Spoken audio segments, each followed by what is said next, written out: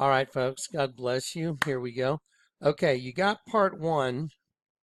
And what we're doing right now is we're doing an intermission of education.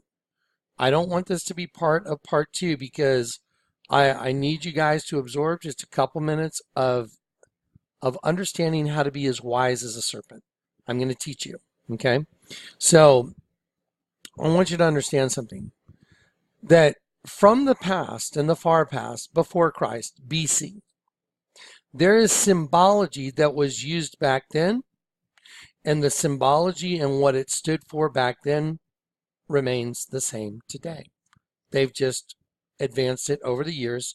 They use the same symbology to communicate the same message. So those of them that are in the know, they know exactly what's being communicated. For those people that have no idea about symbology and the meaning of, like, images of, let's say, the crescent moon, images of the crescent moon with the sun, what that really means and where it comes from, you're going to be at a great disadvantage when you're trying to wade your way through some of this information. So what I'm going to do is I'm going to do a very short little video here, and I'm going to show you the origins of Islam, Catholicism, and then you'll see these particular images and the delivery of the information that's coming this afternoon. And you will need your spatulas. I guarantee it. You're going to need them. Okay, so let's just do this real quick. And again, also I wanted to tell you, part of the reason I need to do it like this is because that annoying program, it's very difficult to play other videos during this production and use the audio and use this virtual tour of the Vatican. It just creates a problem within the program. So I want to use the virtual tour right now to show you something, and then I don't have to mess with that audio in the next part. So let's do it. Okay, so here we go. Did y'all know that the Statue of Liberty was based on a Muslim woman? Most people don't know that. Most people don't know who the sculptor is. They don't know what the original intent for the sculpture was. They don't know who was the guy is that even built it. Most people don't even know that information. I know that information. So the Statue of Liberty was originally based on a Muslim woman. And as you go do your homework, you'll find out it was originally going to stand looking over the Suez Canal. But I just want y'all to know that. That's just a little tidbit of information. So now that I've shown you that, I'm going to get rid of that. Now, I'm going to show you the top of the Sistine Chapel right there. This is very important. What's so important about this is we're going to drop in and we're going to get that really annoying, that very annoying Gregorian chanting for a couple minutes. But you got to see something. Remember when they were standing in there singing to Lucifer, dawning his own creation? It's true. It's true. This is Lucifer's world. It's a world of complete darkness. You were brought here and enslaved here within a host body system. That's all going to prove out completely in the scriptures. It's easy to prove now. It's easy to show it to you. Just sit tight and watch and give glory to the Lord God, because this is his knowledge. It's not mine. But let me show you how this plays out, how this communicates. Okay, we're going to drop in here and we're going to have a look for a second. Now, we're going to drop right in here in number 2. I'm going to turn my volume down. Okay. Oh, you know what? That's right. There we go. So y'all, hopefully y'all are not hearing some annoying Gregorian chanting. So let me show you what we're going to do. We're going to look up. We're going to look up. Okay, there we go. Okay. There we go. Let's look at the very top of this. Most people have no idea. Most people don't look up and bother to understand what all this symbology is. Okay, everybody look right here in the middle. Okay, so we're going to start with one star. We'll start with this star right here. We'll count this star as number 1. Now, those are 8-pointed stars. So let's count them. Ready? We'll start here. 1, 2, 3, 4, 5, 6, 7, 8, 9, 10, 11, 12, 13, 14, 15, 16, 17, 18, 19, 20, 21, 22, 23, 24, 25, 26, 27, 28, 29, 30, 31, 32. And there's the first one we started with that was in between these two bars. Just to make sure, you see these two bars? We're starting with the one in between. Let's do it again. 1, 2, 3, 4, 5, 6, 7, 8, 9, 10, 11, 12, 13, 14, 15, 16, 17, 18, 19, 20, 1, 2, 3, 4, 5, 6, 7, 8, 9, 30, 31, 32. And there's the one that we started with. Do y'all know how significant that is, what you're looking at? Do you know what you're really looking at? You're looking at symbology that's carried over for thousands and thousands and thousands of years. Do you know where the 8-pointed star comes from? See, this is very important stuff you need to know for what we're about to do, because I'm going to prove to you your identity's been hidden in Christ. Remember, like I showed you the mote that's in the eye and the beam? It's not what you thought. It's way bigger. This is way bigger. So we had 32 8-pointed stars. Okay, so let's do this. Let me give you a quick education. Okay, Strong's Concordance.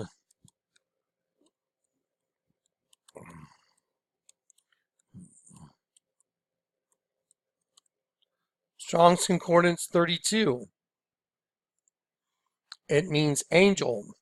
It means my Father is might, and it means angel, angelos, right here. Okay, so the number 32 in the Strong's Concordance is angelos. It means angel. See, angelos. Okay, there's 32, so it means angel, but what's important is the type of star that it actually is. Because you're looking at an 8-pointed star up here. So there's 32 8-pointed stars. How many of y'all have read the book of Jeremiah? Have you ever read Jeremiah? You know about how the Lord talking about the Queen of Heaven and how they bake cakes and make sacrifice and they pour out drink offerings to the Queen of Heaven. It's in Jeremiah. And that is the mother goddess system that rules this planet and who runs them. Now watch. Okay, so we've identified this. I'm going to go back just in case there is any chanting. I don't want to take the chance. And there it is. There's the ceiling right there. And there's your 32 8-pointed stars. Okay, well, let me show you the 8-pointed star of Lucifer right here. 8-pointed star of Lucifer. There's the 8-pointed star of Lucifer right here. Okay, I'm going to click on this one. The 8-pointed star of Inanna and Ishtar is synonymous. It means it's the same thing as the star of Lucifer. Inanna and Ishtar, 8-pointed star. That's very important. Let me show you why. Because when you're in the Vatican and you're standing over here and you're looking at that big dead sheep that's a penis and a vagina, and it's a bunch of God's angels turning into semen running down the side of a penis, which is absolutely disgusting, but it is what it is. I didn't build the altar. They built it. Why? Let me show you why. Okay, what do you see on this altar right here? Wow, there's more 8-pointed stars. You see them? There's an 8-pointed star, 8-pointed star, 8-pointed star, 8-pointed star. And above this thing I just showed you, when you look in this dome right here, that ceiling right there from the inside has 32 8-pointed stars. So who's the 8-pointed star represent? Represents Lucifer. Let me show you. Okay, so here we go. There is the 8-pointed star of Inanna, Ishtar. But let's go to Ishtar. The star of Ishtar, or the star of Inanna. See, here it is right over here. There it is. That's exactly what's on the ceiling. That's exactly what's on the altar. 32 of them means angel. And the angel they're talking about is their king, Lucifer. That's why they stand there and they saying, Lucifer, Flamius, dawning his own creation. Yeah, because he did. He started the male-female host body system in Genesis 1. Okay, this is the big mystery. So the star of Ishtar, or the star of Inanna, is a symbol of ancient Sumerian goddess Inanna. Interesting.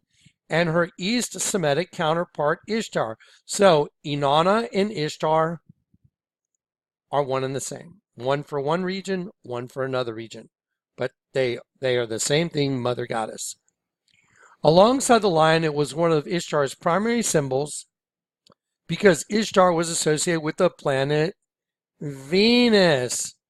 Oh, the morning star. Now here is a depiction of the star of Ishtar on a kuduru. Let's say a type of stone document used as a boundary stone in records of land to grant vassals by the Kassites in ancient Babylonia between the 16th and 12th century before Christ. So here we go. So there is an actual carving. Look what's right here.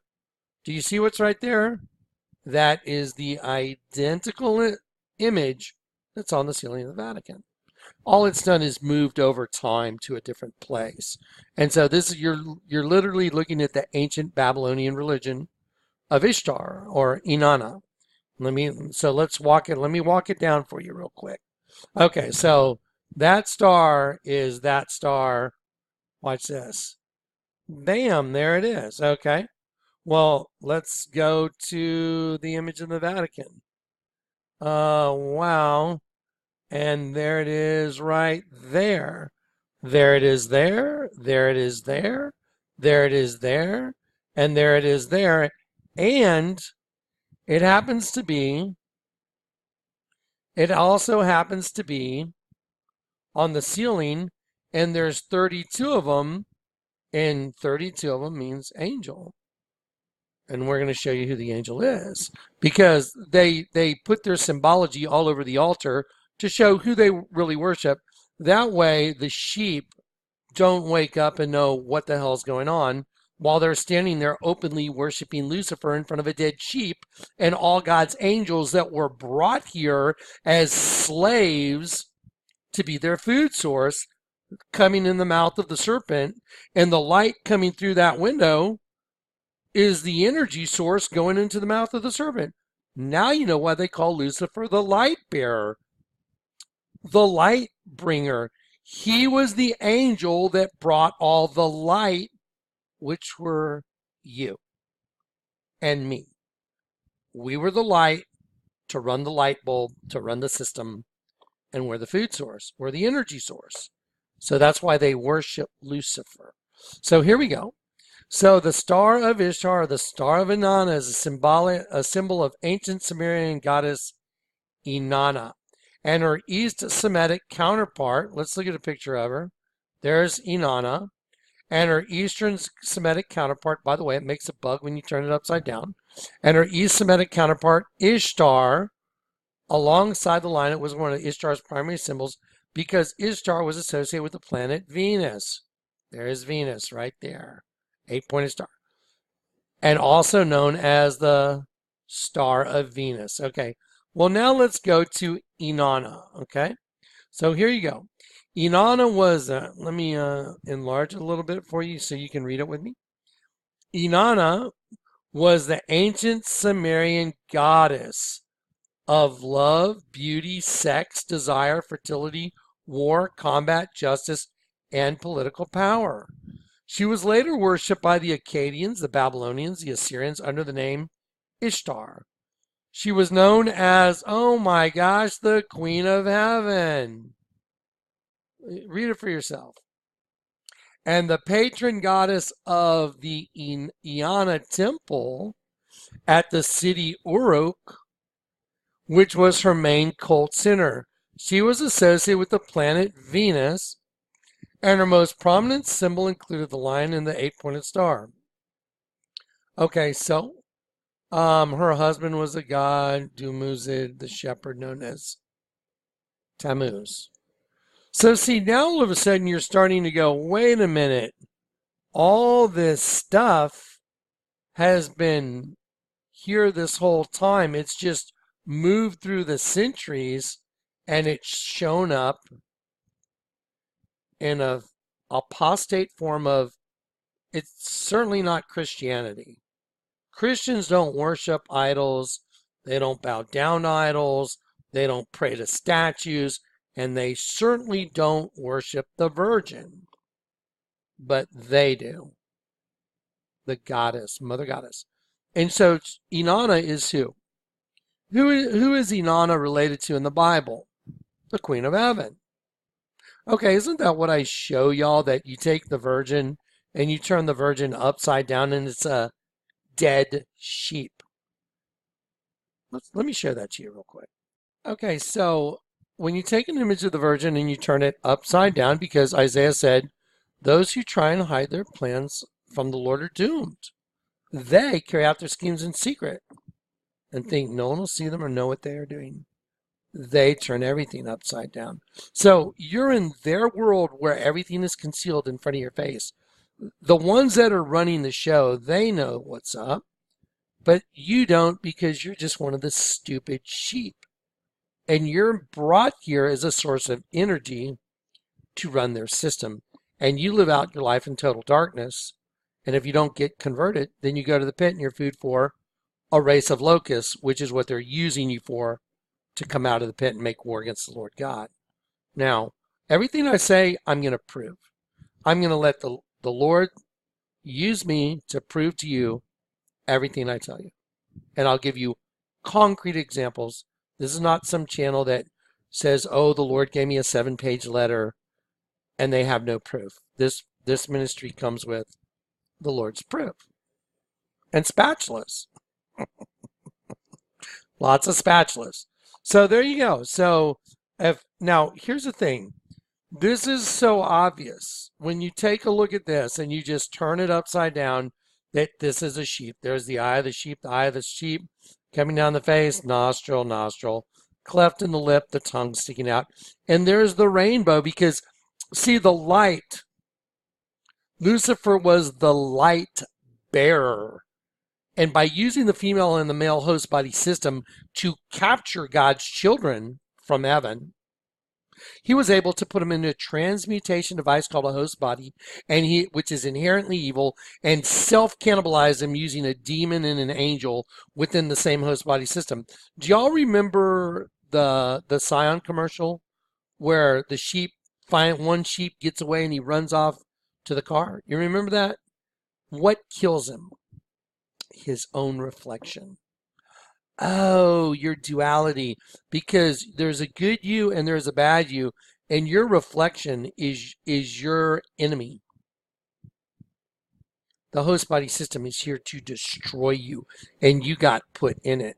So all this is going to play out in the next video, so pay attention, because the next video that I do is going to be 2 to 3 hours, and y'all's jaws are going to completely unhinge.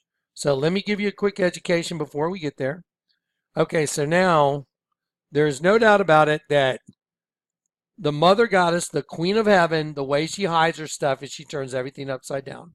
There it is. And when you're in the Vatican itself, and you look at the largest altar in the world is a dead sheep, which is what you get when you turn the Virgin upside down. There it is. There's a sheep. There's an actual sheep. And there's the actual altar. That is a sheep, and so is that. But when you turn that altar upside down, it becomes the female reproductive system, which is going to be the most important thing about all of this. It goes back to Genesis 1. So he did create them male and female. Y'all know what Fe is on the periodic table of elements? Anyone know their chemistry? I had to take it in college and took it in high school. Fe is iron. Fe, iron mixed with miry clay. Yeah. Okay, so here we go. So when you turn the Virgin upside down, it's a dead sheep. Here's a Virgin. We'll put it there, turn it upside down. That's another dead sheep. There it is. Eye, ear. Tongue sticking out right here. Nose. Eye, here. So why is it always a dead sheep? Because we're the sheep and the Virgin system kills sheep. There's a Virgin, turn it upside down, it's a dead sheep. So that's a no-brainer. When you turn the dead sheep upside down, it's the Virgin, look.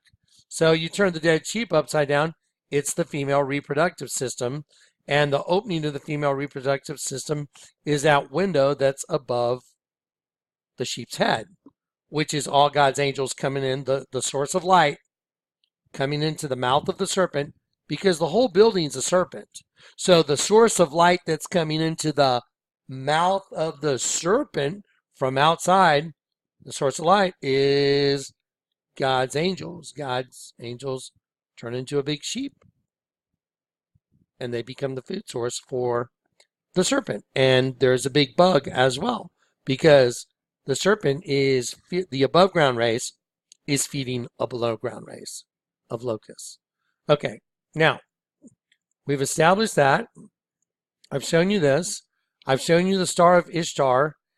Ishtar is the star of Venus. Venus is the morning star, Lucifer.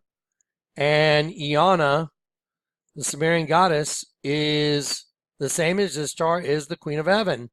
Okay, so now we've established the Catholic Church that worships the Virgin, worships the queen of heaven, which is just another way of saying Lucifer, the morning star, Venus.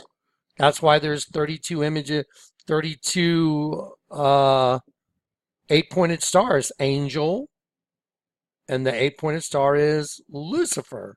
Lucifer, the angel. Do you get it? The head angel. That's who a lot of God's angels made the mistake of going with. I'm gonna wrap this up very quickly by going through this origins very quickly. We're going to do this quickly. I'm not going to spend a lot of time on it. You guys can go look it up yourself, but I'm going to read through this so you know this is very important. And this will conclude the intermission of education before we launch into Oh My Lord. Get ready. Okay. The symbol of Islam is the sickle moon and the star. The star within the sickle moon. Okay, y'all have seen that before, right here. Now, where does this symbol really come from? And who is Allah? Let's go to some interesting quotes from Encyclopedia of Religion and etc. Allah, he was the moon god who married the sun goddess. Together they produced three goddesses who were called the daughters of Allah. These three goddesses were called Alat, Al-Uzza, and Manat. Okay, now you're going to see how these different religions, from like Akkadian, Babylonian, Egyptian, how they overlap and they intermingle, and they're just sharing symbology. That's all. And how it all ends up as Catholicism. Weird. It's true though, because I've drawn in an image of the Virgin, and when you turn it upside down, I was like, oh my God, it's an Arab king. And I was in shock. And I'll show that to you in the next section. Okay. The Encyclopedia of Religion mentions that Allah is a pre-Islamic name corresponding to Babylonian Bel. Bel is the devil. So, like Baal, like Beelzebub. So this is an ancient pagan religion, and Baal is the deity. We read in Morals and Dogma. I don't know if y'all know who Morals and Dogma with Albert Pike, Morals and Dogma, Satanist. Okay. The Arabian word Aldebaran means the foremost or leading star, and it could only have been so named. When it precedes or leads all other, the year that then opened with the sun in Taurus and the multitude of the ancient sculptures, both in Assyrian and Egypt, wherein the bull appears with the lunette or the crescent horns and the disk of the sun between them, right here. All of y'all have probably seen this in Egyptian theology. There's the bull with the crescent horns and the sun in between them. And the direct allusion to the important festival of the first new moon of the year, there was everywhere an annual celebration of the festival of the first new moon, when the year opened with Sol, the sun, and Luna, the moon, in Taurus. The crescent and the disk combined always represent the conjunctive sun and moon. That means basically that, pay attention, male and female deity. What is on the altar of the dead sheep? male penis and female vagina, male and female. Okay, and that's Lucifer's kingdom. That's it. That's his kingdom. Why do you think Baphomet, the goat god, has boobs and a wanker? I'm sorry. It's like, because that's his system. Okay, here we go. That basically means male and female deity, male and female aspect. It was worship, adoration of the celestial cow, Mehet and Weret. We can see the eye of Horus, the horn, and here I'll show this to you in just a minute. And there is a disc in the horn, and it's represented the plunging of the sun god into the womb of the mother to be born by Isis. So the horns are also a representation of the moon, and the moon, the sickle moon. And so here we go. You see this right here? All the way back to ancient Babylonia. Okay, and this goes back to Syria, Babylonian. Okay, in later religion, from Babylon itself, Assyrian style, they have the half moon with the solar disk and the Baal Hadad, the birth of the sun. Okay, and you can see these images. Just go back and look at, birth of the sun. Type into Google Images. These. You just read this right here. Type it into Google Images, and you'll see these ancient Babylonian and Assyrian and Mesopotamian reliefs. Together with the Mesopotamian, we find that the symbol of Baal was exactly the same as the half moon and the star in representing the birth of the sun, Isis and Osiris, male and female aspect. This would be Ashtaroth and Thammuz, or Isis and Horus, the male and female. The same you'll find Egyptian, as we have already discussed. This Baal worship, this is Lucifer worship, and it is male and female fold. Exactly. And this is a monstrance, and I've got this in my show notes, carried by the Pope, and that this is exactly what it symbolizes. So, if you go do a little bit of your homework, and you'll start noticing, wow, why would a police car have a crescent moon and a star inside of it? Really important that you know one other thing. If you really use the Islamic symbol correctly, you would have to turn it around upside down, because the moon is a representation of the uterus upside down. So that's very important, because one of the biggest spatula moments y'all are going to have is when I show you what the sigil of Baphomet really is and where it's in front of everybody. This is one of the biggest reveals that the Lord's ever given me. It's as big as the Vatican being a serpent wearing a crown. So that's coming on the next section. But before I get there, I want to do this, so when I show it to you, I can go, remember what I showed you? Remember how the crescent moon, you turn it upside down, it's really the uterus. Don't forget that. The crescent moon, when you turn it upside down, represents the uterus. Okay, because their symbology, and knowing their symbology, is a language in itself. And when you know how they speak their language, it's easy to see what they're doing. Okay. So anyway, so there we go. That's enough of that. Let me show you a picture how this same stuff plays out in everyday life. There's a cop car with a crescent moon and a star in it, and it's the birthing of, Lucifer's children on this planet. But let me show you another one that's mind-boggling. Okay, so about 3 hours north of San Antonio is a city called Waco, Texas. Remember where David Koresh was, in his cult following, was destroyed by the ATF? They went in there and killed all those people. Well, let me show you something. The city of Waco, there's their seal right there. Waco, Texas logo. You're looking at it. I didn't make this up. It is the city of Waco. Okay, well, you see, it's two interlocking V's. It's a V with a star and a V with a crescent moon. That's a very weird logo. See, it's a letter W, and it's interlocking V's making a W. So the half and half, 5 and 5, Roman numeral 5, Roman numeral 5.